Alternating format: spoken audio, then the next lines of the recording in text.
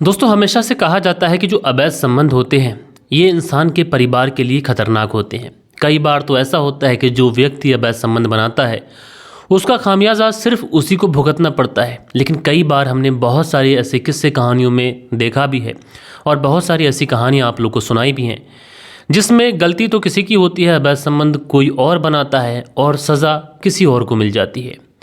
और आज की कहानी भी एक ऐसा जीता जागता उदाहरण है जिसमें एक व्यक्ति जो कि बड़ा कारोबारी है, उसके बाद में उसके रंगीन मिजाज होते हैं, रंगीन मिजाजों में वो पड़ता है, लेकिन उसके बाद में उसके परिवार के 4 सदस्यों को इसका हर्जाना भुगतना पड़ता है, जिन्हें अपनी जान देनी पड़ जाती है। तो पूरी कहानी सिलसिलेवार तरीके से आप लोग को सुनाऊंगा। रात के 8 बज चुके हैं। मैं हूं आप सभी का अपना शावेज़ मलिक और हाजिर हूं आप लोग के सामने फिर से एक क्राइम की कहानी को लेके, एक क्राइम की घटना को लेके।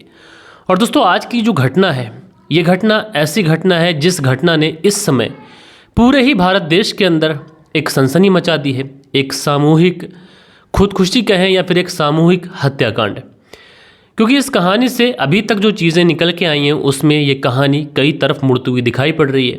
लेकिन इस कहानी की बात करें, सच्चाई जो भी हो, इसमें कई गिरफ्तारियां हो चुकी हैं और पुलिस की पूछताछ में और मीडिया रिपोर्ट्स की माने तो जो खबरें आ रही हैं वही सारी खबरें मैं आप लोग को सिलसिलेवार तरीके से सुनाने वाला हूं। दरअसल इस कहानी की शुरुआत होती है उत्तर प्रदेश से, और उत्तर प्रदेश का एक शहर पड़ता है इटावा शहर, और इसी इटावा शहर के अंतर्गत एक जगह पड़ती है लालपुरा, और यहीं पर एक परिवार रहा करता है। इस परिवार में परिवार के मुखिया हैं जिनका नाम मुकेश है, उनकी पत्नी है जिनका नाम रेखा है, एक बड़ी बेटी है जिसका नाम भव्या है, उम्र लगभग 22 साल के आसपास है, एक छोटी बेटी है जिसका नाम काव्या है, इसकी उम्र तकरीबन 16 साल के आसपास है, एक बेटा है जिसका नाम अभीष्ट है और इसकी उम्र तकरीबन 10 साल के आसपास है। 10 नवंबर साल 2024 को जो मुकेश होते हैं अपनी पत्नी भाव्या और अपने तीनों बच्चों के साथ में अपने घर पे ही होते हैं कि उसी समय जो रेखा होती हैं उनके मोबाइल फ़ोन पर 3 स्टेटस लगते हैं। इन 3 स्टेटस में अलग अलग फ़ोटोग्राफ्स लगते हैं और बाद में अंततः जो चौथा स्टेटस लगता है उसमें होता है कि सब कुछ ख़त्म हो गया। और उसके बाद में पुलिस को ये जानकारी मिलती है कि एक व्यक्ति ने फ़ोन किया, उस व्यक्ति का नाम मुकेश ही होता है, और वो कहता है कि उसके परिवार में 4 लोगों ने खुदकुशी कर ली है, अब वो भी रेलवे ट्रैक पर खुद को मारने जा रहा है। जब इस तरीके की सूचना पुलिस को मिलती है तो पुलिस इस मामले में अलर्ट होती है। उधर इटावा रेलवे स्टेशन पर ये जो मुकेश थे एक ट्रेन के नीचे लेट जाते हैं। ट्रेन की कई बोगियां गुजर जाती हैं। उसके बाद में ड्राइवर देख लेता है, ड्राइवर इस मुकेश को देख लेता है, तुरंत ट्रेन रोक देता है। ट्रेन रोकता है, जीआरपीएफ को जो वहाँ पर रेलवे पुलिस होती है उसको सूचना दी जाती है। रेलवे पुलिस इसको निकालती है, तुरंत पुलिस भी वहाँ पर इटावा रेलवे स्टेशन पर पहुँच जाती है और उसके बाद में इस मुकेश को वहाँ से गिरफ्तार किया जाता है और इससे पूछा जाता है कि आखिरकार तुम ट्रेन के आगे आकर ट्रेन के नीचे लेट कर क्यों जान देना चाहते थे, तुम्हारे परिवार के 4 लोगों ने क्यों आत्महत्या कर ली। लेकिन जो मुकेश होते हैं इनकी जो मानसिक स्थिति होती है वो पुलिस को थोड़ा अजीब लगती है, लिहाजा पुलिस मुकेश को अपने साथ लेती है, तुरंत मुकेश के घर पे पहुंचती है। और पुलिस जब वहां पर पहुंचती है तो सामने का जो दृश्य होता है उसे देखने के बाद में पुलिस के पांव तले से ज़मीन खिसक जाती है, रूह कांप जाती है, सिरहन दौड़ जाती है कि ऐसे आखिर ये परिवार के लोग क्यों कर सकते हैं, क्या वजह रह सकती है। पुलिस जब वहाँ पर पहुँचती है तो परिवार में जो भाव्या होती है, जो 22 साल की लड़की है, उसकी डेड बॉडी पड़ी हुई है, काव्या की डेड बॉडी पड़ी हुई है, जो 16 साल की है, बेटा अभिष्ट है, उसकी डेड बॉडी पड़ी हुई है, रेखा जो इस मुकेश की पत्नी है उसकी डेड बॉडी पड़ी हुई है, तीनों के गले पर निशान है। तीनों की डेड बॉडी को लिया जाता है, चारों की डेड बॉडी को लिया जाता है, पोस्टमार्टम के लिए भेजा जाता है। इधर पुलिस अब मुकेश से पूछताछ करती है। पुलिस जब मुकेश से पूछताछ करती है और साथ के साथ जब पुलिस उस पूरे घर को बहुत बारीकी से चेक करती है, तलाश करती है, तो वहाँ पर पुलिस को कुछ सबूत हत्ते लगते हैं। इसमें एक लेटर होता है, इस लेटर में मुकेश ने 2 लोगों के नाम लिखे थे जिसमें उसने अपने दोनों भाइयों का जिक्र किया था। पुलिस उन दोनों भाइयों को भी अरेस्ट करती है और उसके बाद में मुकेश से पूछती है कि आखिरकार तुम्हारी पत्नी और तुम्हारे तीनों बच्चों ने आत्महत्या क्यों कर ली। तो मुकेश पुलिस को बताता है कि साहब, मेरे परिवार में पिछले कुछ सालों से बिल्कुल भी कुछ भी ठीक नहीं चल रहा था। हमारे पास में कुछ पैसे थे जो हमारे कुछ रिश्तेदारों ने, कुछ दोस्तों ने मिलकर हमारे पैसे हड़प लिए। मैं जब भी उनसे पैसे मांगना जाता हूँ तो लोग टाल मटोल कर देते हैं। हमारा परिवार कर्जे में आ चुका था, कर्जे में दब चुका था, घर का भी झमेला था, लगातार परिवार की तरफ से भी एक तरह से हीला हुज्जत होती रहती थी। तो ये सब सोचकर हम परिवार वाले इतना ज़्यादा परेशान हो चुके थे कि हमने फैसला किया कि हम अपने आप को ख़त्म कर लेंगे। मुकेश बताता है कि खुदकुशी का इरादा सिर्फ उसका था, लेकिन जब उसने खुदकुशी की बात अपनी पत्नी को बताई तो उसकी पत्नी रेखा ने उससे कहा कि देखो, अगर तुम खुदकुशी करो तो अकेले मत करना, अगर तुम इस दुनिया को छोड़ के जाओ तो अकेले मत जाना, बल्कि मुझे भी साथ लेके जाना, क्योंकि अगर तुम मुझे यहाँ पर छोड़ के चले गए तो फिर मेरा क्या होगा? 3 बच्चे हैं, उनका क्या होगा? बेटी जवान है, दूसरी बेटी भी 16 साल की हो चुकी है, बेटा जो अभिष्ट है वो मात्र अभी 10 साल का है। तो हमारा परिवार ऑलरेडी किसी के ऊपर बोझ बन जाएगा, हमारे ऊपर कर्जा ऑलरेडी इतना सारा हो चुका है। तो बेहतर यही होगा कि तुम अगर अपनी जान लो तो हमें भी इस दुनिया से हमेशा हमेशा के लिए विदा कर देना, रुखसत कर देना। मैंने अपनी पत्नी और तीनों बच्चों को ये बात बहुत ज़्यादा समझाई, लेकिन वो नहीं माने। वो भी अपने पिता मुकेश के साथ इस दुनिया को छोड़ के जाना चाहते थे। इसी रविवार को मैंने नींद की कुछ गोलियां मंगाई थी, बच्चों के लिए पिज़्ज़ा ऑर्डर किया था। पिज़्ज़े में नशे की गोलियां मिलाई थी, लेकिन पिज़्ज़े का जो स्वाद था ये शायद बच्चों ने पहचान लिया था और उसके बाद में सब घर वाले सो जाते हैं। पत्नी जो थी वो हमारी अपने आप से कमरे में फांसी का फंदा लगाने की कोशिश करती है, लेकिन नाकामयाब रहती है। फिर फंदा लगाने की कोशिश करती है, फिर नाकामयाब रहती है। उस पर रिपोर्टर पूछता है, क्या तुमने अपने बच्चों को ये बात बताई थी कि तुम सब लोग आत्महत्या करने जा रहे हो?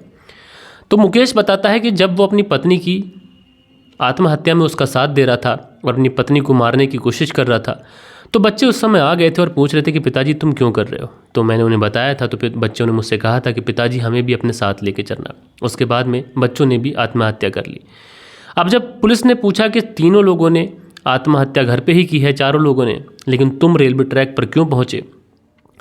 तो मुकेश बताता है कि मेरी पत्नी जब फांसी का फंदा लगाने की कोशिश कर रही थी तो वो लगा नहीं पा रही थी, इसलिए मैंने सोचा कि मैं भी नहीं लगा पाऊँगा। पहले मैंने चारों लोगों का गला घोटा, उनकी मौत हो गई। उसके बाद में मैं भी जाकर रेलवे ट्रैक पर लेट गया, लेकिन इत्तेफाक से, बदकिस्मती से ज़िंदगी ने मेरा साथ पकड़े रहा, मौत ने मेरा साथ नहीं दिया और मैं बच गया। मैं बहुत ज़्यादा बदकिस्मत हूँ कि मैं बच गया। लेकिन दोस्तों, पुलिस जब पूछताछ करती है तो ये तो पुलिस की पूछताछ में एक अलग ही पहलू दिखाई पड़ता है, जबकि दूसरा किस्सा जो पुलिस पूछताछ करती है, पुलिस की छानबीन में सामने आता है, वो और भी ज़्यादा हैरान करने वाला होता है, वो और भी ज़्यादा परेशान करने वाला होता है। दरअसल रेखा की जो फैमिली होती है वो इस मुकेश के ऊपर एक इल्ज़ाम लगाते हैं। वो कहते हैं कि मुकेश के अवैध संबंध है। दरअसल मुकेश की बात करें तो ये मुकेश की इस रेखा के साथ में दूसरी शादी थी। पहली वाली पत्नी से बनी नहीं थी, उससे अलग हो गया था। उसके बाद में रेखा से शादी हुई और रेखा से शादी होने के बाद भी 3 बच्चे हो गए, लेकिन उसके बावजूद भी जो मुकेश थे, इसके कानपुर में रहने वाली एक महिला जो कि विधवा थी, तलाकशुदा थी, उसके साथ में अवैध रिश्ते थे। लगातार उससे ही बात किया करता था, उससे ही मिलना जुलना, उससे ही शारीरिक रिश्ते, सारी चीज़ें थी। अब इस बात की जो खबर थी ये परिवार को लग चुकी थी। परिवार आए दिन इन चीज़ों का विरोध करता था। जब परिवार विरोध करता था तो मुकेश को ये बातें नागवार गुजरती थी। इसलिए मुकेश ने फैसला किया कि क्यों ना एक दिन परिवार को ही मौत की नींद सुला दूं और उसके बाद में हमेशा हमेशा के लिए जो तलाकशुदा महिला है कानपुर की, उसका हो जाऊं। इसी रविवार को मुकेश जो था वो मेडिकल से बहुत सारी नींद की गोलियां लेके आता है, पिज़्ज़ा ऑर्डर करता है, पिज़्ज़े में नींद की गोलियां मिलाता है, पत्नी और बच्चों को वो पिज़्ज़ा खिलाता है। हालांकि पिज़्ज़े का टेस्ट कुछ अजीब लगता है तो परिवार के कुछ लोग थोड़ा बहुत ही पिज़्ज़ा खाते हैं, उसके बाद छोड़ देते हैं। लेकिन जितना भी पिज़्ज़ा उन्होंने खाया था उस पिज़्ज़े से उन्हें अच्छी खासी नींद आ चुकी थी।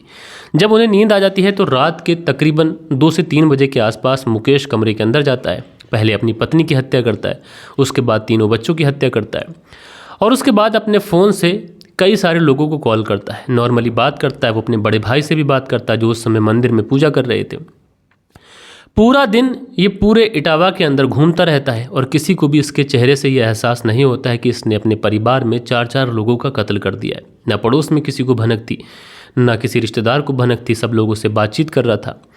और उसके बाद में रात जब शाम का वक्त होने को आता है तो ये अपनी पत्नी रेखा का मोबाइल लेता है और उस पर 4 स्टेटस लगाता है। स्टेटस में 3 तस्वीरें लगाता है और अंत वाले स्टेटस पे लगाता है कि सब कुछ ख़त्म हो गया। उसके बाद ये पुलिस को कॉल करता है। पुलिस को कॉल करने के बाद में कहता है कि मेरी पत्नी और मेरे 3 बच्चों ने घर में आत्महत्या कर ली है और मैं भी खुद को ख़त्म करने जा रहा हूँ। रेलवे स्टेशन पे मैं जाकर अपने आप को मार लूँगा। लेकिन दोस्तों, जब पुलिस वहाँ पर पहुँचती है तो पता चलता है कि ये जो बर्धर एक्सप्रेस जाती है ये रुकी हुई थी। उस समय जाकर ये उस पटरी पर लेटा था ताकि इस तरीके से लेट जाए कि ये कट ना पाए। बहरहाल दोस्तों, पुलिस ने इसे गिरफ्तार किया है और पुलिस इस पूरे मामले में छानबीन कर रही है। इसमें कुछ और भी चीज़ें निकल के सामने आएंगी, लेकिन अभी भी इस पूरे मामले में छानबीन जारी है। अभी भी जो मुकेश है, इसकी जो मानसिक स्थिति है वो ख़राब है और इसको ट्रीटमेंट के लिए भी दिया गया है। लेकिन बड़ा सवाल यह है कि मुकेश ने क्या वाकई में अपने परिवार के 4 लोगों की हत्या की है? क्या उस पर जो अवैध संबंधों का शक जाहिर हो रहा है, क्या इसमें सच्चाई है? एक संदिग्ध मोबाइल नंबर भी मिला है जो ये बताता है कि शायद उस दिन मुकेश के साथ में उस घर के अंदर कोई और भी था। दूसरी चीज़ ये कि मुकेश का जब CDR निकाला गया तो उस CDR में ये चीज़ें साफ़ हुई हैं कि मुकेश अपनी पत्नी के अलावा ये कानपुर में रहने वाली जो तलाकशुदा महिला है इसके साथ में बातचीत किया करता था।